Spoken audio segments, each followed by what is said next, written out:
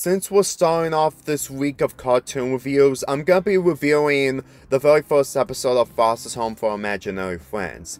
Despite my original plans by saving this review as part of Foster's month, but apparently I'm scrapping idea because I'm just not into the show like one of my subscribers requested me to do a month dedicated to this.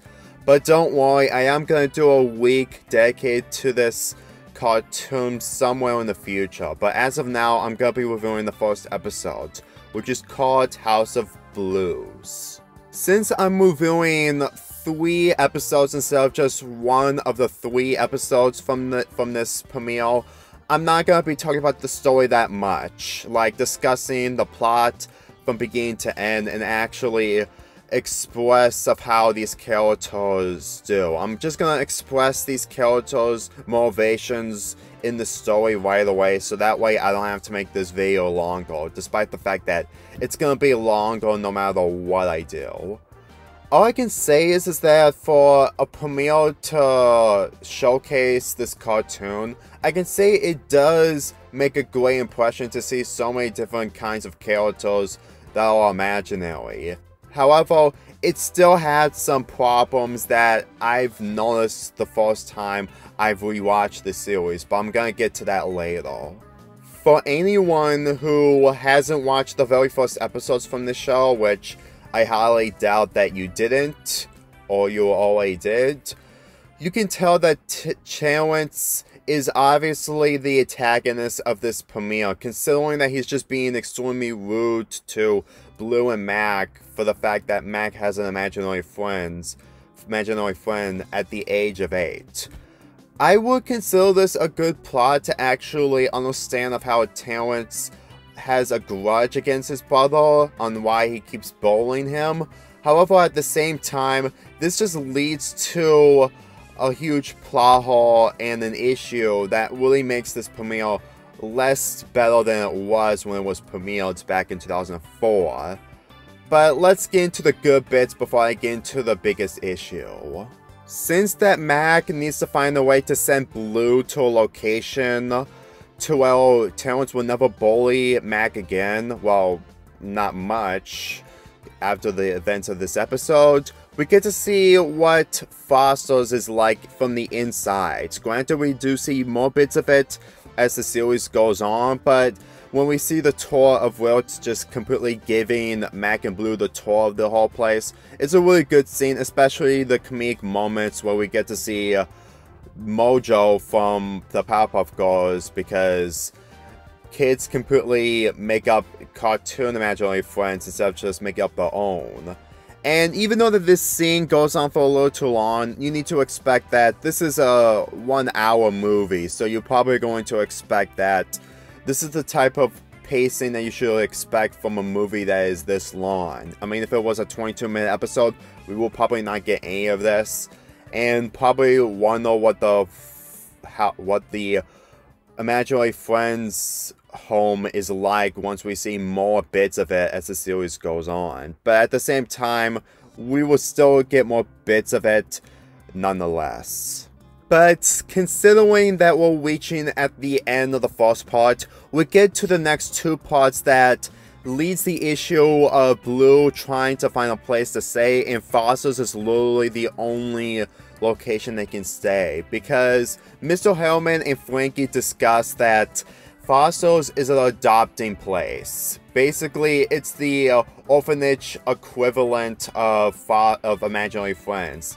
Granted, the families and friends didn't die, but at the same time, that it's basically the adoption center for imaginary friends in an orphanage. I know it's not the best way to describe Foster's Home for Imaginary Friends, but considering that the friends who made their imaginary friends are forced to drop them off at an adoption center or adoption place, you can really see that this is mostly an orphanage than anything else. Granted, it's not a 100% orphanage, and it's mostly a hotel, which is honestly surprising of how many imaginary friends that they can fit in the building. But at the same time, it's just basically the way of life of what imaginary friends have to deal with if they get dropped off to Foster's home. And considering that this is one of the first episodes in all your seasons where we get to see some of the characters under Flanderized, which you probably know what I mean by that, you can really relate to Bloo's situation on dealing with the adoption when Mac is not around. Mac says that he's gonna come back to Foster's every day after school, which is, I have to admit, if I was in Mac's position, it would probably be a very dreadful time to head back to Foster's and back to school, back home. Not to mention that his mother, which I'll get to later, isn't aware of the idea of him completely going back to Foster's so many times and being really late to school.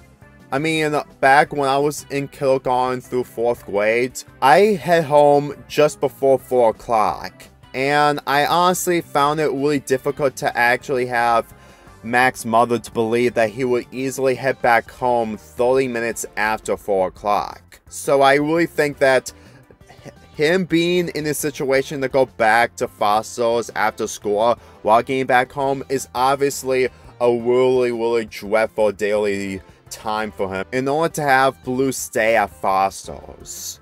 And since I've mentioned her name, I should really discuss on the fact that Mac's mother wants him to let go of Bloo after so many times of him getting into fights with Terrence.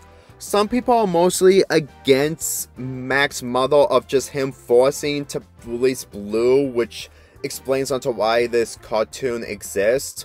However, I can tell that this is just basically saying that he needs to grow up someday in order to actually become a little bit more mature, despite the fact that Terrence is the one who's supposed to be way more mature than him.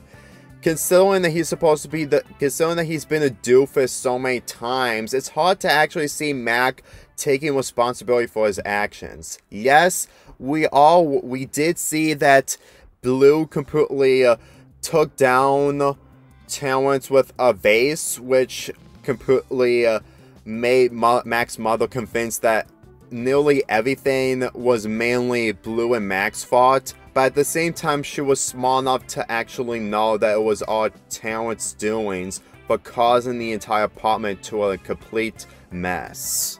However, at the age of 8, playing with imaginary friends is the same thing as playing with your toys whenever you're in a mood to play with something very insignificant. I mean, when you watch the second Toy Story movie, Sticky Pete said that Annie will grow up and will easily give up on playing with his toys. Which it does make sense considering that Mac is dealing with what Andy is dealing with in Toy Story 2. Well, not really in the second movie, but mostly in the next movie, in the third installment. However, we also realize that older kids, mainly teenagers, can make imaginary friends as well. So I honestly think that for how Mac's mother is just forcing Mac to release Bloo is honestly makes the whole situation a lot more stressful. Yes, Mac may be a good character when it comes to his development as the series goes on, but I honestly think that him heading back to Foster's again while keeping it a secret from his mother is probably really debatable if it's either a good thing or a bad thing if you're siding with Mac or not.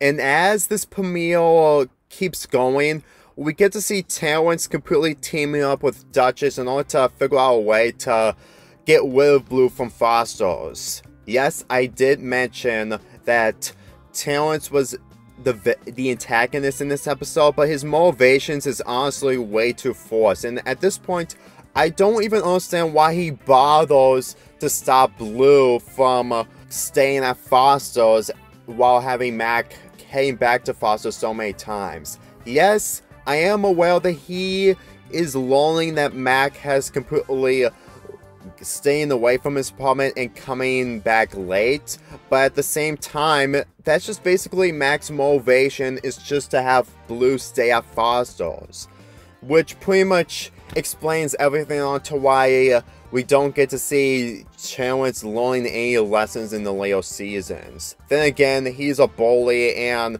even if you're a brother or not, you will still get bickering from your brother no matter what, no matter how different they are.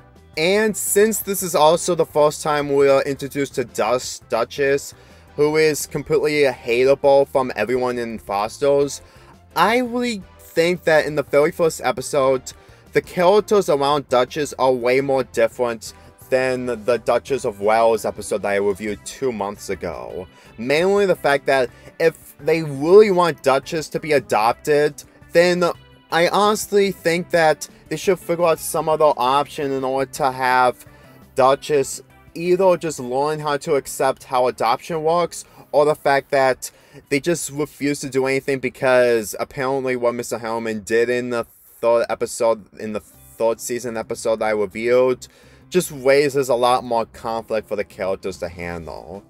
Yes, I understand that Mr. Hellman may have some good moments here and there, but at the same time, he still has too many questionable development that he has as the series goes on.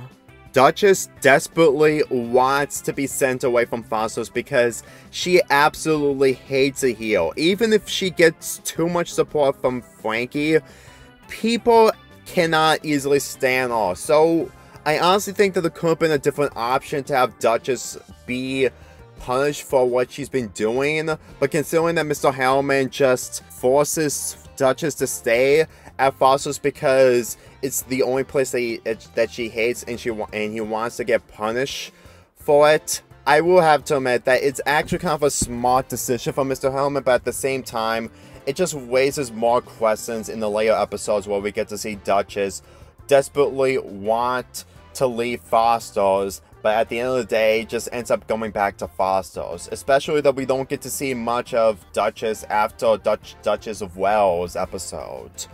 So, I mean, yeah, she does have some roles in the episodes, but at the same time, not what she used to in this episode in the season 3 episode. Anyway, I should probably talk about Coco, Eduardo, and Will, since this is also the first time we get to see these characters. I really think that they're really being supportive and respectful towards Bloo, considering that this is the first time they've seen him, and they want to actually show him the bright side of Foster's by not getting adopted. Believe me, the next couple of scenes I'm going to be showing you involves them just preventing Bloo to get adopted, which is probably my favorite bit out of the entire premiere, but I'll get to that soon.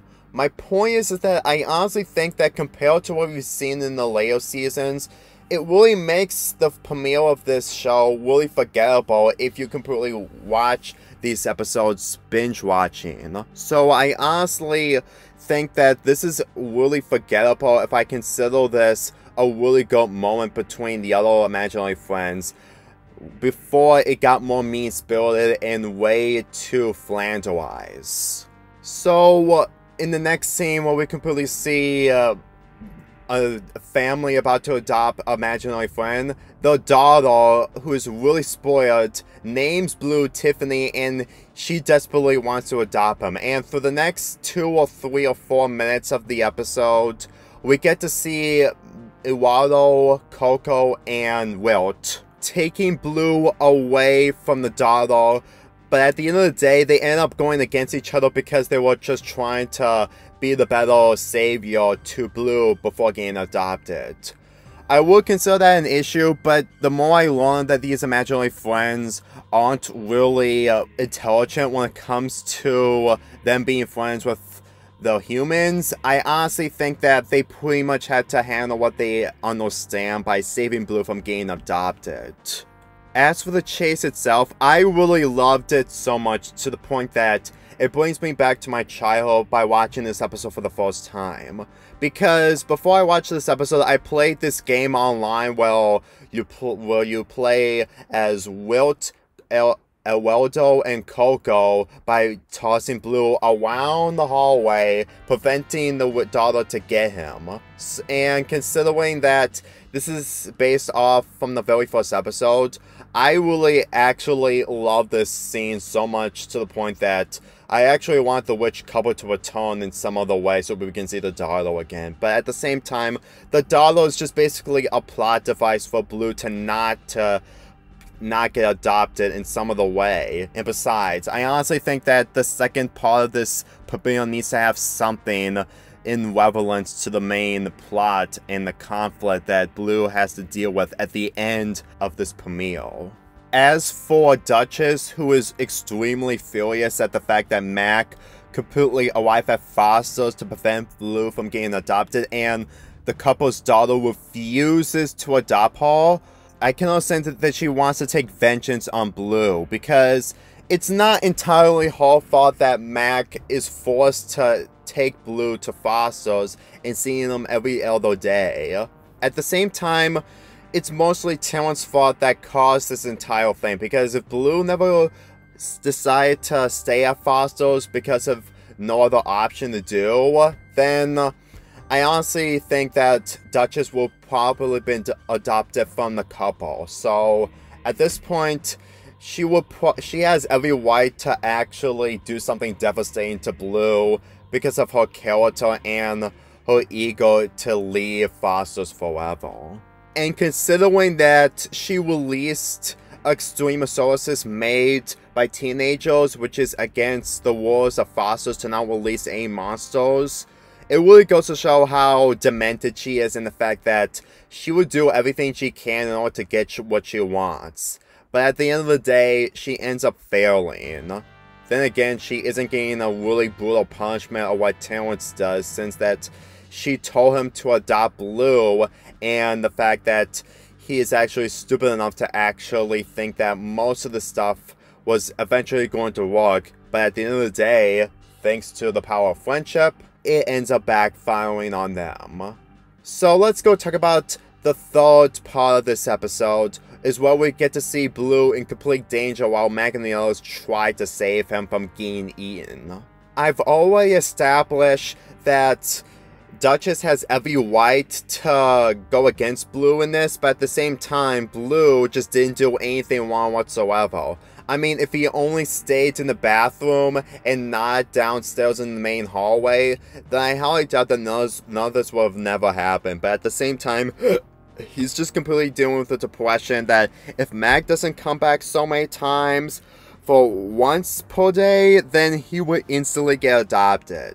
And believe me, it's honestly really hard to actually feel the stress that he's dealing with from the first episode to this episode. And it's honestly way more hard to actually see him what he was in the later seasons compared to his first appearance in this episode. Other than dealing with the depression and stress of Mac returning to fosters once per day, we completely realize that Bloo has been getting chased off throughout so many times. In fact, at least once per part. In the first part, he was getting chased by Terrence while running sides with Mac. In the second, he's being chased by the daughter who wants to adopt him badly. And in this part, he completely gets chased from the Extremosauruses while the other characters just try to stop the bombs from exploding that were part of the Extremosauruses. I mean, aside of the Pac-Man reference, you can really tell that he really is mostly defenseless of anything that's around him, no matter what he does. And as for the series goes on, I think that his flannelization is probably one of the biggest reasons onto why I don't consider the premiere of this really memorable, since that Bloo is one of the main characters of this show. So, whenever you completely see people talk about of how many bad episodes that this show has, it really goes to show that the premiere really lost most of the credibility of what could have been a really great cartoon. Yes, it may be a great cartoon by some fans, especially the episodes I will talk about once we continue on with this year. However, at the same time, it really goes to show that every cartoon doesn't really age well the more you get older and older. And the fact that the internet has been improved since 2004, you should really expect that there's going to be a lot of people not liking all the episodes from this show. I've already discussed most of the bad episodes before, and there's still a few more that I haven't talked about, and I am going to get to one of them in the near future. Anyway, I should probably talk about the ending where we get to see Madame Foster make her first appearance, since that it took a while for her to get down the stairs after being so old for so long. I honestly think that she really did something right involving the situation of what Mac and Bloo is dealing with. I'm just trying to have Bloo stay at Foster's. But at the same time, it just leads to Mac heading back to Foster's every other day. Granted, that's something that Mac needs to handle in order to have Bloo stay at Foster's, but at the same time, it's still a difficult task. Foster's is still an adoption place, so I don't usually blame Mount Foster for just following her own rules that she created as she got older and older. And if there's one thing that I can actually give this episode some credit, is that we actually got way more better episodes as the series goes on. I wouldn't say that this premiere was a great way to start off Foster's because of the later episodes that were considered bad, but at the same time, I can still say that the show is still good for what it is. I mean, it didn't end up being mediocre as I thought it was, but the more episodes I've watched from the show, it really goes to show that this cartoon doesn't need to be perfect in order to succeed. I mean, it did have a good run during the days where the internet wasn't as fully developed and TV was literally the only option to watch these episodes weekly. But I will say that they literally did what they could in order to make Foster's a really unique show, especially that this is the first show where it had Flash animation. Granted, I'm not a fan of Flash animation, but for how this premiere showcased it, it was a really good introduction. So overall, even if this isn't one of the best pilots I've seen from any other cartoon, House of Blues is still a really good introduction of Foster's Home for Imaginary Friends. If only that if the later episodes didn't have to have the characters this Flanderized and actually put more focus on how they're dealing with the stress and actually take most of the episodes a lot more seriously and not really horrendous, then maybe I can actually say that this had a good introduction. But like I said earlier, later episodes can easily ruin your impressions of the earlier episodes. That's something that people should probably understand once you watch the episodes like Imposters, Makeup Palace episode, and everyone knows it's Bendy. But I've already reviewed those episodes despite them being nearly 4 years old. I give this 3-part premiere an 8 out of 10. That's 1 cartoon episode down, 6 more to go. Well, almost 6 more to go if you figure out what the last video I'm going to be uploading on Saturday of this week.